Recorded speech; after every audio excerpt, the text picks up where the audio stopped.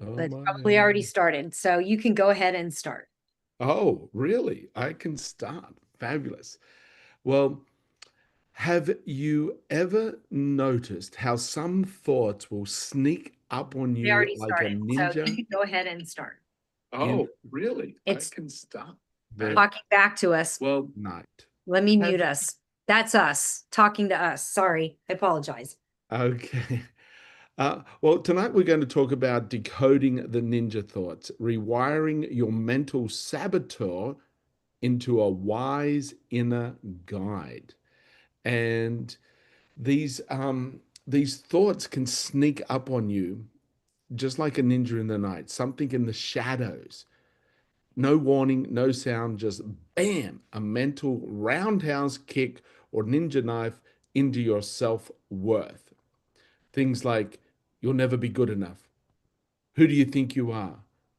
Don't even try. You'll just fail again. We actually saw this in real life today with one of our colleagues we're working with, going through a little bit of tough moment, was super happy and proud about something they'd achieved. And then one little comment, negative comment from a social media reaction, took that person into their ninja in their brain and sabotage themselves from the inside because that one little comment didn't need to be anything. Yet, what it triggered was negative self talk, and it's the negative self talk, it's the ninja inside your head, hiding in the shadows of your subconscious that can take you down. And those aren't just random thoughts, they're what we call ninja thoughts. They're quick, they're quiet, they're precise, and they leave behind invisible bruises and invisible damage. But here's the twist, they weren't born or hired or placed there to harm you, they were built and engineered to protect you. It's a little strange, right? They're there to protect me, then why are they a problem? Well, these sharp inner critics are actually overactive, oversensitive bodyguards. They learned their moves during your early life when pain, rejection, or failure taught them to stay ultra alert, and now they strike at anything that feels risky, even if it's actually safe and full of potential.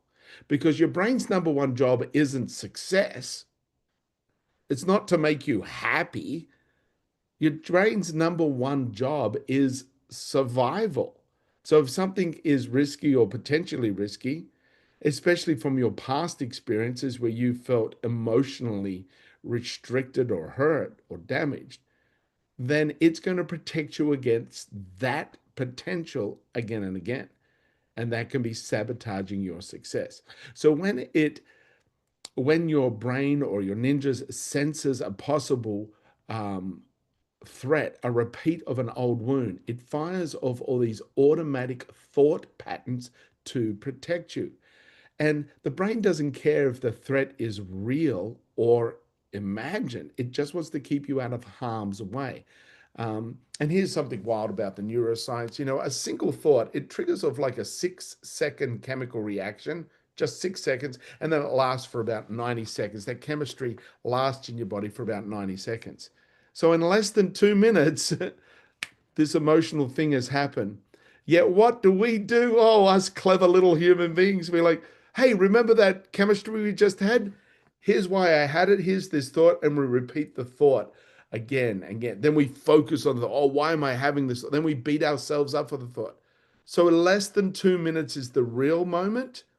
And it's the repetition of that moment, the repeating of the moment is where we do our self damage. When we focus on the thought, we repeat it, and we start identifying with it as if it is who we are. And yet we're the spirit and we're the mind and we're the body. We're more than all of that. We're not this singular little chemistry moment of less than 2 minutes, less than 90 seconds, 6 seconds of a stimuli. And if we start identifying with it, it becomes a mood, it becomes a belief, and it becomes part of our identity. We start creating. So Here's our mission today. We're going to catch that little ninja thought. We're going to decode what it's really trying to protect us from, then rewire it into something more helpful, something wise, loving, and empowering. So let's quickly do this together. First, think of one ninja thought that's been slicing you up lately, and feel free to jump in, Amy, with any kind of like classic examples of the ninja thoughts that I have worked with clients often about some of the stuff they do. Like they're especially speakers are afraid to get on stage.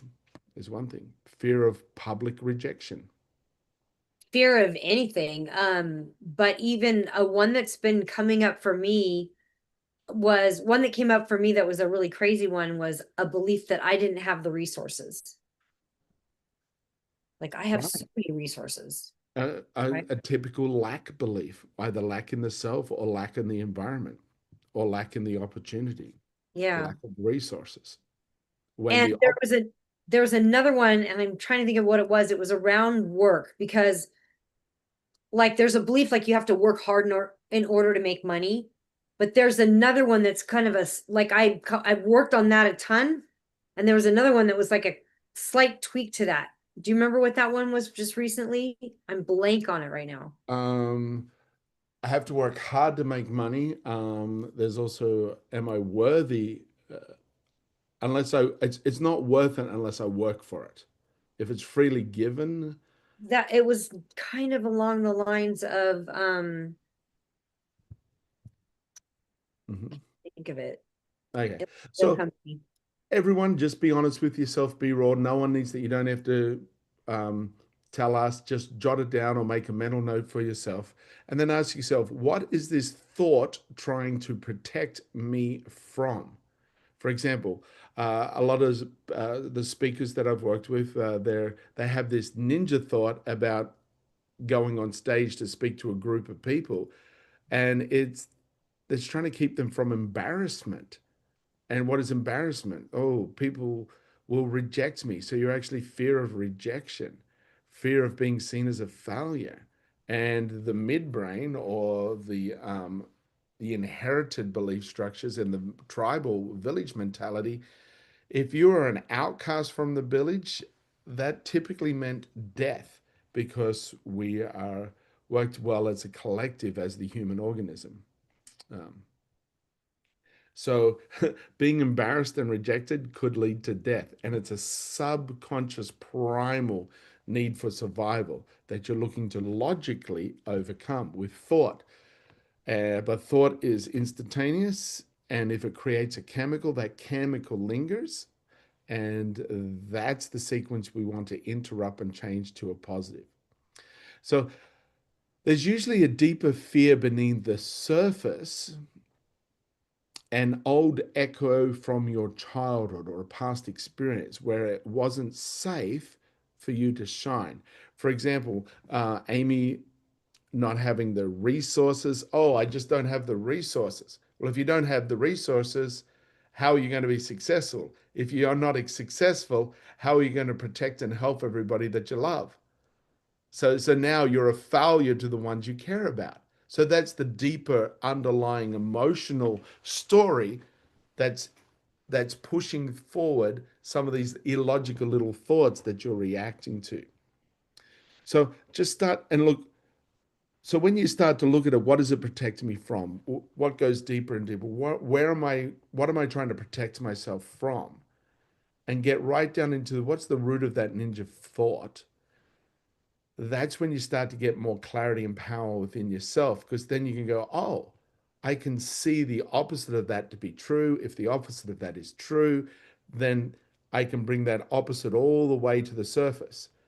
Yet just directly you can say, I don't have the resources, and someone goes, there's resources over there. And you're like, okay, great, but I don't have the resources, because it's not I don't have the resources that's the thing. It's what's underlying it. When you get right down to all your friends and family and the ones that care about that you care about, they care about you too. So it's not the resources they care about you. Hmm. I, Ooh, yeah. If I allow myself to go get that, others will deem me unworthy, unqualified, and it'll be taken away from me and I'll lose it. Uh-huh. Yeah. Yeah. Those kinds run deep. Yeah, the very and so where has that coming from? What is the protection that the subconscious mind or the ninja thought is looking to protect you from? It's looking to protect you from emotional or physical harm in the past. And the reality is opposite today because you are no longer the child. And some of these thoughts that we're reacting from actually lie in our DNA. Ancestors have had emotional beliefs or thoughts that they haven't worked on, and they've passed it down in the DNA coding. Um, so you can actually be emotionally reacting to a situation that your great great grandmother had, and it's not yours at all. Yet you're reacting to it in the here and now. So here's when you kind of look at it, then you can give your ninja a better script. Instead of letting fear drive the process, what would your wise inner guide say instead? So use this frame from it, reframe. I see you, name the fear, but now I choose to believe, and the opposite. For That's example, good. this great one in the chat here. I see you, fear, protecting from emotional hurt, loss, disappointment, and frustration. But now I choose to believe that I am loved. I choose to believe that I have friends. I choose to believe the more that I show my true self to real friends, I will have stronger relationships. And I choose to surround and support myself with people I care about, and they will care about me. So, what we think about, we bring about. The quantum physics, uh, the energy, the frequency, the thoughts we have actually affects our environment. Yet, on a neuroscience way, it actually affects how we perceive what is possible in our reality. So, what we think about, we bring about as energetically and from observable perception. If we think it's possible by telling ourselves it is, we'll start to see more evidence of those possibilities. If we think the worst, we'll see evidence of that and we'll go down that path of more needing to protect ourselves from something that we're also creating. So just fill in the blank. I see you, name the fear, but now I choose to believe the opposite, state the opposite. And you can even remind yourself of certain examples that you have had. There's all whatever the opposite is, there's examples of it in your environment right now. For example, when Amy said, was it you had this limiting belief of I don't have enough resources? You're muted, by the way, if you're talking to us. Sorry. Yeah, I had the belief I don't have the resources. And the funny thing was when it dawned on me, I was literally standing next to a $1,200 Echelon bike that was given to me for free because I review it for Amazon. That's right. And So you're a social media influencer and Amazon influencer. So you had a $1,200 bike that people are desperate to get given to you. So that's a nice, pretty handy little that's a resource. Just pretty big resource. it's a big resource. Yeah, I That mean, I and literally have catalogs of thousands of products that I can just go through and pick products and they'll ship it to me. yeah, That's a quite huge often, resource. quite often the opposite of your fear is actually in your environment or you have experienced it, except you've got a filter on focusing on protecting you from what you fear rather than embracing the opposite of that fear as a new belief. I see in What the chat. wasn't even true. It wasn't true. Very Exactly, often our exactly. limiting beliefs just aren't true. And it was, and when we start to like really look at it and flip it, it's mind blowing, game changing. I see here in the chat, I see you fear, and I choose to believe that I belong with me. Those that see value in me will stay around, and people leaving my life means nothing negative about me. Exactly. Oh, Very nice. good. It, if someone isn't sticking around, then it's just like someone going grocery shopping. I mean, you don't have to go grocery shopping with them just because they want to go grocery shopping. Or they're a vegan and you're not, and so what they want to eat is different to what you want to eat. It's not a judgment on you, it's a different need for them, and a different allowance for you to have a new experience free from the mixed signals. For those people that I often help going up on stage to be speakers, um, it's like, I see you fear, but now I choose to believe I'm more prepared than I feel. Or I see you fear, but now I choose to believe that rejection isn't fatal, it's just feedback. A lot of people feel that. A lot of people feel, oh, they rejected me. It's like, okay, reject me. Uh, Thank you. Now I know. Mike, it's just feedback. It's it's just a thought that someone else can carry with them. So let that new voice settle in. Breathe it in. When you start to say the new you, a good way to do is place your dominant hand on your heart, close your eyes, inhale in through your nose. I choose to believe with the inhale, and feel that feeling of what it is, this new you, this new experience, the positive, what you want to be. Let it echo throughout your body as you do a slow inhale in. And then as you exhale, just drop your hand from your heart and think, I release all limitations and restrictions. Place the hand on the heart, do the slow inhale in. I choose to believe that whatever it is, feel it in your heart. Feel it resonate and echo throughout your body as you hold your breath. Take your hand off your heart and exhale. I release all limitations. Breathe out. So we'll just practice that one more time. Put your hand on your heart. Slowly inhale in through your nose as you think in your mind. I choose to believe that whatever it is your new belief is, your powerful, uplifting, positive belief, now let it echo in every cell of your body. Take your hand off your heart as you exhale. I release all limitations. Just doing 3 deep, slow breaths like that will completely change your state. Remember, your ninja thoughts aren't villains. They're just old bodyguards running around with expired instructions. You don't need to fight them, just lead them. Lead them with some new wisdom, some new understanding. Lead them with compassion. So this process of the slow breath in, and you're just retelling the ninja, hey, I want you to be a wise inner guide. I don't need you to fight to protect me. I want you to work alongside me and guide me. That's it. So here's the challenge for the next week. The more you tune in with love, the more your mind becomes a place of courage, not conflict.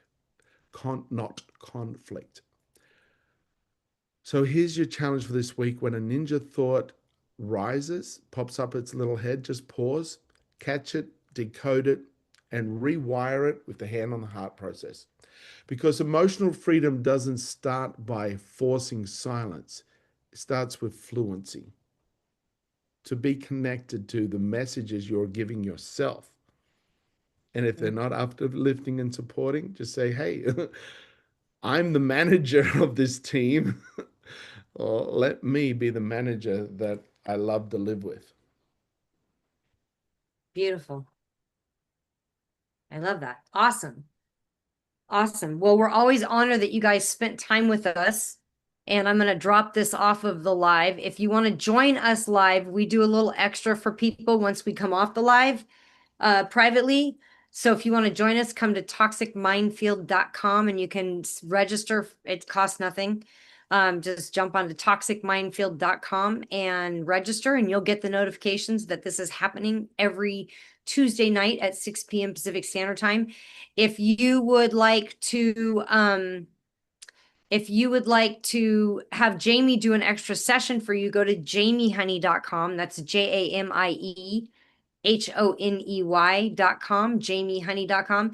And you can check out the sessions. He does some ninja thought decoding, but he also does goes into your ancestral beliefs and removes, going way back. So good stuff, fun stuff. You can learn more about that there if you're interested, and we'll have some opportunity in the future for someone to win one of those. So that'll be coming up shortly. And I'm gonna drop us off the live. Yep. So it's if you go to jamiehoney.com, I just went there myself. It's actually the little tab at the top is called Ninja Thought Removal, and that's the process that Amy's talking about.